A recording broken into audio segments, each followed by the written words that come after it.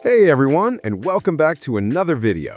Today, I'm going to show you how to install the PM Install from Anywhere Magisk Module on any rooted Android phone. This is a game changer for anyone who spends time in the terminal or uses third-party installers. While this module was specifically tested on Android 14, in theory, it should work on any version starting from Android Oreo, and I can confirm it is even working smoothly on the latest Android 16 builds. What exactly does this module do?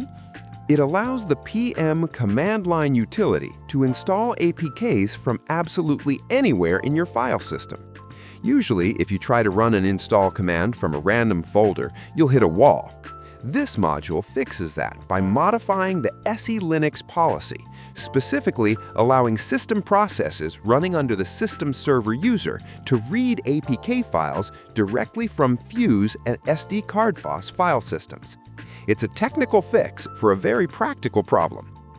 To get this running, open your Magisk app and head over to the Modules section. Tap on Install from Storage and locate the module zip file you downloaded. The installation process is quick as it patches the necessary policies on the fly. Once the flashing process reports success, you'll see the terminal output finish. Don't worry if it looks brief, the heavy lifting is happening in the background. Now you'll see the reboot button appear at the bottom right. Go ahead and tap that to restart your device. This step is essential because SELinux policies are loaded during the boot sequence, and we need the system to recognize the new permissions we've just injected. Once your phone is back up, let's jump back into Magisk to verify. You should see PM Install from Anywhere active in your module list. The benefit here is huge. Between Android 8 and 9, Google restricted the PM utility, requiring APKs to be in trusted locations like /data/local/TMP.